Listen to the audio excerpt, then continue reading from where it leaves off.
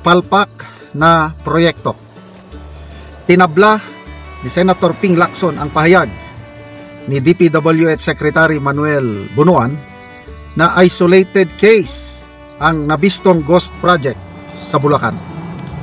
Sa interview kay Lacson sa programang Ted Filon at DG Chacha, sinabi ng senador na hindi lang sa Bulacan may nangyayaring irregularidad sa flood control projects. Ito yung mabigat na pahayag ng senador. Pag sinabi mong isolated case, defense mechanism na naman yan.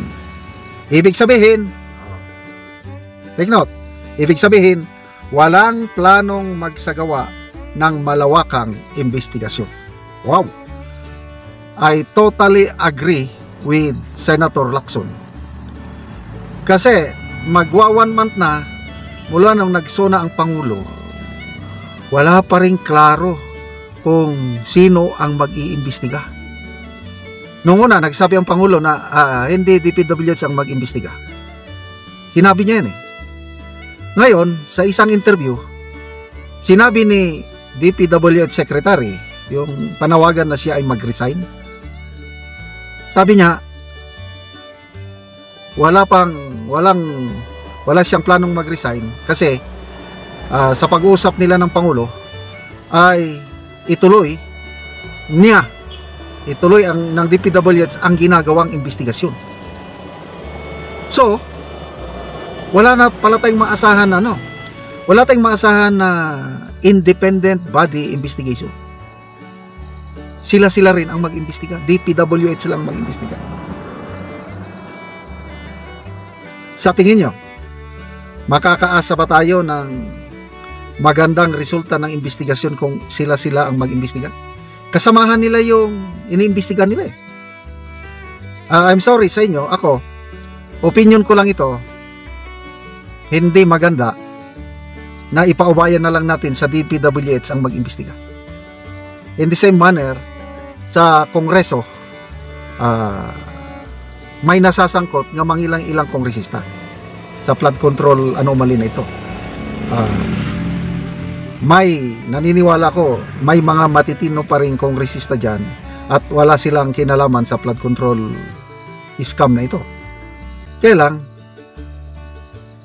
panawagan ng karamihan, hindi maganda na ang Kamara mag-imbestiga nito. Kaya pati si Congresswoman Laila de Lima nag-object na siya sa approved resolution ng Kamara na magsasagawa na ng investigasyon ang Kamara. TRICOM, tawag nila dyan. So, in the same manner, ito, DPWH na nag-iimbestiga sa mismong kasamahan nila. Umaasa ako, I don't know sa inyo, na ang presidente magkaroon ng tunay na investigasyon yung galing sa labas ang mag-imbestiga. Okay, mas maganda pa yung COA, yung fraud audit na ginagawa. May maasahan tayo ng konti dyan. Kasi itong audit pala, 3 klase ng audit. Regular audit, special audit, pinakamatindi, fraud. Fraud yung talagang kailangan na. So yun, ang mga kalokohan sa Bulacan, nagkakaroon na ng fraud audit. Kaya lang, kung ang ginagawa ng DPWH Secretary, iniimbestigahan nila ang sarili nila lang tao, wag na lang. Wala tayong maasahan. So, isolated case lang. Nabasa ko rin yan sa isang article. Isolated case lang, Bulacan lang ang mayroong first district. Ang may anomalya lang daw, first district engineering office ng DPWH lang may anomalya, isolated lang. Kaya ang ginawa ng secretary, nirelieve niya na lahat o nilagay na sa floating status. O yun na. Maligaya na sila doon. Tapos, pinagpapaliwanag daw nila yung mga sangkot na DPWH officials, given 3 days. Pag hindi daw satisfied ang explanation nila, ayun, sasampahan na nila ng kaso. Okay. Sige. Tignan natin, bigyan natin ng chance for the benefit of the doubt. 3 days from now, kung ano ang update. Kasi klaro mismo ng presidente. Salamat sa mga nagsusumbong. Epektibo yung apps na ibinigay ng Pangulo, yung isumbong sa Pangulo. So yung mga may nalalaman dyan, please lang, makialam po kayo, makialam po tayo. Dahil sarili nating pera ito,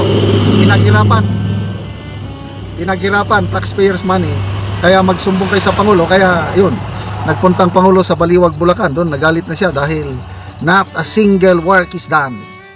Kaya lang, malala natin, 2024, yun yung ipinagmalaki niya. May natapos na tayo na 5,500 flood control projects at marami pang ibang ginagawa. Nung napak-check ng Katrina, nasaan ang mga flood control projects? Sabi niya, nandyan lang. Nandyan, na-overwhelm lang. O ngayon, umaamin na, guni-guni, palpak, umaamin na ang Pangulo. So, salamat, Senator Ping Lacson. Biyaya kayo ng taong bayan. Sana ipagpatuloy nyo ang inyong ginagawang mga expose. Dahil kayo na lang po ang pag-asa namin, kayo po sa Senado. Para malaman sino yung mga nagkasala at sana makasuhan at sana may mapreso. Kagaya ni Napoles. Balita kanina, 7.5 million lang yung PDAP o pork barrel na pinakialaman ni Napoles. 55 years in prison ang desisyon sa kanya, hinatol ng Sandigan Bayan. Sana itong mga contractors, DPWH officials at ang mga politiko na nasasangkot dito makasuhan at maparusahan din sila. Okay, salamat mga kaibigan sa inyong pagsubaybay sa ating channel. Nakakatulong kayo ng malaki sa tribong Talandig ng Bukidnon dahil ang sweldo natin sa channel na ito is pantulong natin sa tribo. Namimigay tayo ng mga libreng yero at pako para makapagpatayo sila ng mas maayos na tirahan. Panoorin yung video nito. Ihatag kang anting para nga ma-repair nila ang ilang mga daot ng balay.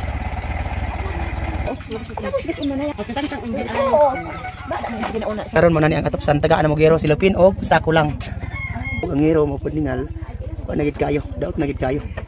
Og karon anti pila na day katuig ang imong balay? 35 na ni katuig. Oo. Pasalamat ko kay nanabangan mi aron ma-repair ang among balay kasi tanaw ga anak katuluan na. Oo. So ang imong atop anti nga gero gisapawan lang nimo og mga silupin. Oo. So pila na day kabuk anti imong anak? Siya man ang kabuk. Siyam kabuk imong anak. Nawala ang isa. Nawala ang isa. Oo, ang imong edad anti pila na pod? Kuan naman ko. 55. 55 na ka. Oo, so ang edad ni tatay? 72. 72 na si tatay. Oo, ang inyong pagkuan anti sa inyong panginabuhi? Kuan. Mga gabi ko mais. Gabi lang og mais. Oo, nani man gid anti nga mukaon man gid ta bisag unsa. At least nga makakaon ta. Oo, so karon anti magatop na mo. Oo. Lagi. So ang kuan anti kinsay mo tabang sinyo sa pagatop? Kana ang akong anak. Kanang imong anak ra. Oo, so salamat. Naman mako ang tatay nimo kay tigulang naman. Tigulang na. Oo. So salamat kayo ante. Ang nanguha mangani sa kahoy ako ra. Ikaw ra nagkuha ka. Dili man na makapamili sa kay kuan man. Naayang sakit. Oo. Sige ante, salamat.